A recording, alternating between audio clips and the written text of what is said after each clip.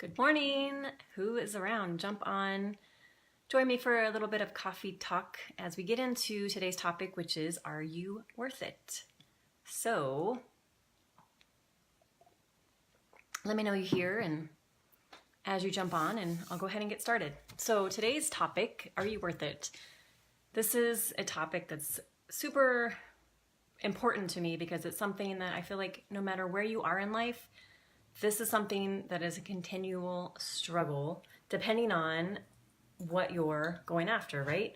And so many times when we're going after something that maybe feels a little bit out of reach, we start to question, I don't know, am I really worth it? Am I worth it to have the life that I love, to go after the relationship that I desire? And of course, the answer is yes, you are. Hey, Connie, so nice to see you. So what I want to explore with you all today is how we can start to reconcile these feelings of, am I worth it? And then compare and contrast that to other things that we value, right? And so one thing that this gets stirred up a lot is in my industry and with Connie's industry, in the coaching world, a lot of times there's this disconnect between wanting to invest in yourself, right? And so there's this misconception about, oh, I don't need a coach. I'm fine. I can figure it out. And I don't think anyone needs a coach. I think it depends on where you are, but I think you require a coach when you're really stepping into something bigger, which is you, right? And so if you think about athletes or artists, musicians, any time and any point in their career, they're investing in different coaches, right? So I was listening to an interview with Rami Malek, who won the Academy Award for Bohemian Rhapsody, right? And he talked about hiring a movement coach. Like, he's an amazing actor. I'm sure he's had tons of training. But even at this point in his career, he's still investing in himself to improve his performance.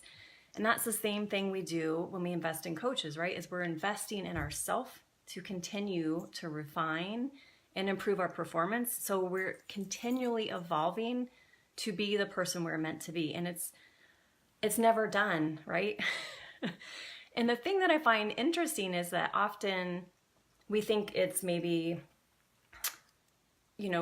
extravagant to invest in ourselves. But when you think about it, we actually often don't think it's extravagant to invest in a car or a home. But wouldn't you say that you're worth more than a car or a home? And that's kind of where this tension comes in, right? That often we don't think twice about investing in a nice car or wanting a nice home.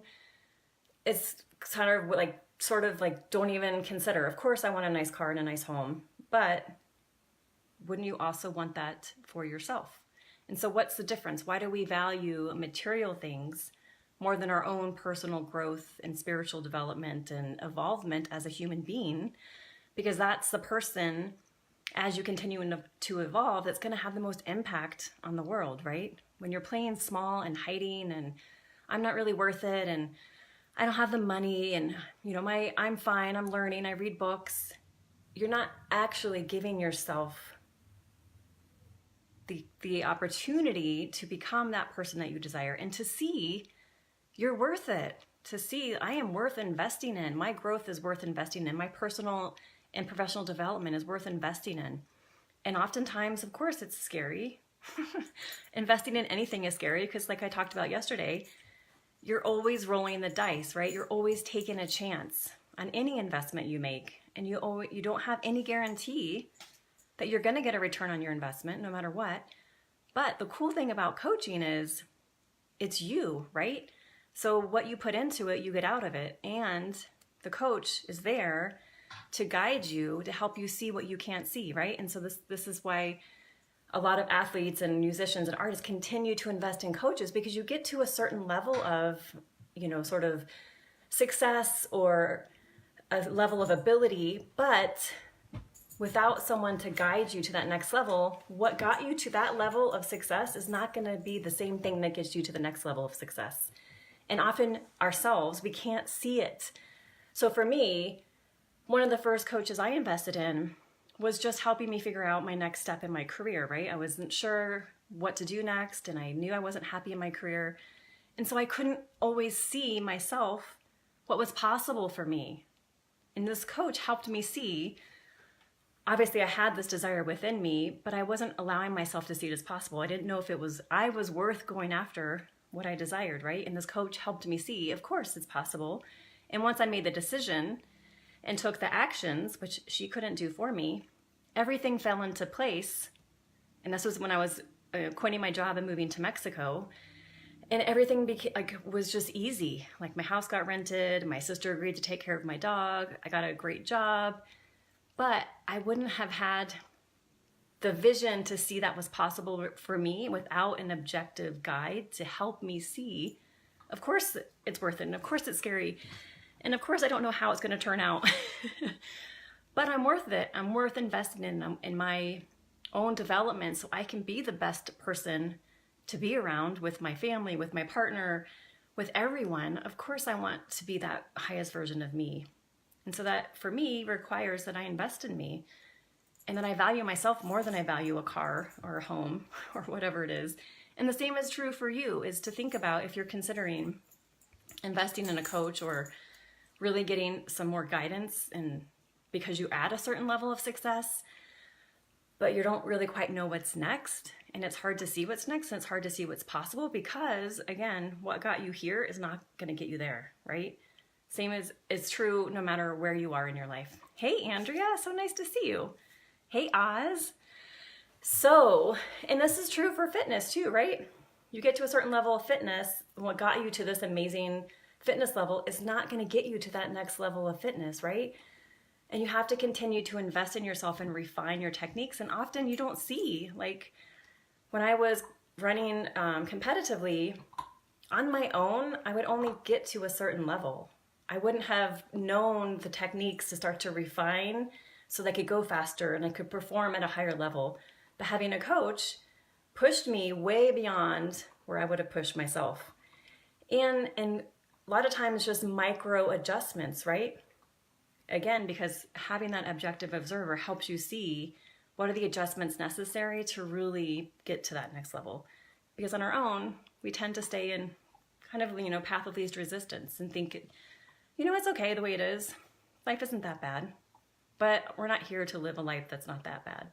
We're here to live an incredible life and to have the most impact by being the highest version of ourselves. So all that to say, uncovering this deep-seated sense of unworthiness, which I feel like everyone has at some level, and really just exploring, like, am I actually worth going after what I desire? Am I worth investing in? Am I worth really getting to that next level and having a guide to help me get to that next level so I don't maybe miss the mark or think that I'm fine or just kind of settle and play small? And of course, the more you explore, the more you see, yes, absolutely, you're worth it. You're so worth it. And of course, with coaching, in my experience, I never have a couple extra $1,000 laying around, but I always find a way to invest in myself when I know this is what I desire and this is the person to help me get me to that place that I desire. You become massively creatively resourceful. When you want something, when you deeply desire something, you will make it happen no matter what. So, hi Megan. So those are my 2 cents for today. And would encourage you just to think about, what are you investing in your life? And would you invest in yourself as much as you invest in material things, right? Obviously, I advocate that you're worth way more than a car or a house, but do you see that difference in value, right? That it's pretty easy for us to invest in material things, but sometimes not as easy to invest in ourselves. And just explore, why is that? What is that about? Why, where's that coming from that you don't see? You can invest that into you and get more out of it than you could out of a material thing, because becoming the highest version of you is the best gift you could ever give to yourself and to the world, 100%. And of course it's scary, and of course it's going to be more work than probably you've ever imagined, but that's what it takes. And I guarantee you, from my own experience, and I'm sure Connie and Megan would agree, it is absolutely 100% worth it. So worth it. So that is our lovely coffee talk. I'd love to hear your thoughts on where you have played around with your own sense of worth and what you're willing to invest in when it comes to you and your personal development and growth. Cool. Yay, so fun to have you all here. Thank you all so much for joining me, and I'll be back with more coffee talk either this weekend or for sure on Monday. So stay tuned for more coffee talk coming your way.